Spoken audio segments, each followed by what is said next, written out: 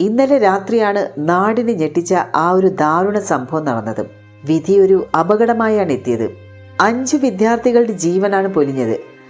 ആലപ്പുഴയിലേക്ക് സിനിമയ്ക്ക് പോവുകയായിരുന്ന വണ്ടാനം മെഡിക്കൽ കോളേജിലെ 1ാം വർഷ MBBS വിദ്യാർത്ഥികൾ. ഇവർ സഞ്ചരിച്ചിരുന്ന കാർ നിയന്ത്രണം തെറ്റി എതിരെ വന്ന KSRTC സൂപ്പർഫാസ്റ്റ് ബസ്സിലേക്ക് ഇടിച്ചു കയറുകയായിരുന്നു.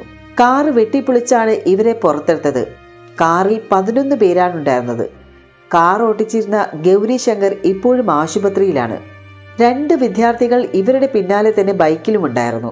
നാടിനെയെല്ലാം കണ്ണീരിലാഴ്ത്തിയാണ് ആ 5 പേർ മടങ്ങിയതും.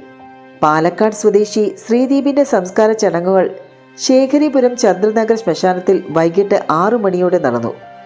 മലപ്പുറം കോട്ടക്കൽ സ്വദേശി ദേവനന്ദന്റെ സംസ്കാരം കോട്ടയം പാലയിലെ കുടുംബ വീട്ടിലും, മുഹമ്മദ് അബ്ദുൽ ജബ്ബാറിന്റെ സംസ്കാരം കണ്ണൂരിലെ രാത്രി 9 മണിക്ക് മാട്ടൂൽ വേദമ്പാർ ജുമാ മസ്ജിദ് ഖബർസ്ഥാനിലും നടന്നു.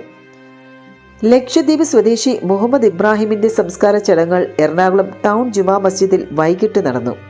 അതേസമയം കോട്ടയം സ്വദേശിയായ ആയുഷ് ഷാജിയുടെ സംസ്കാരം കാവാലത്ത് നാളെ നടത്തുമെന്നാണ് അറിയിച്ചിരിക്കുന്നത്. ഇൻഡോറിലുള്ള മാതാപിതാക്കൾ എത്തിയാൽ മാത്രമാണ് ആ ഒരു സംസ്കാരം നടത്തുന്നത്.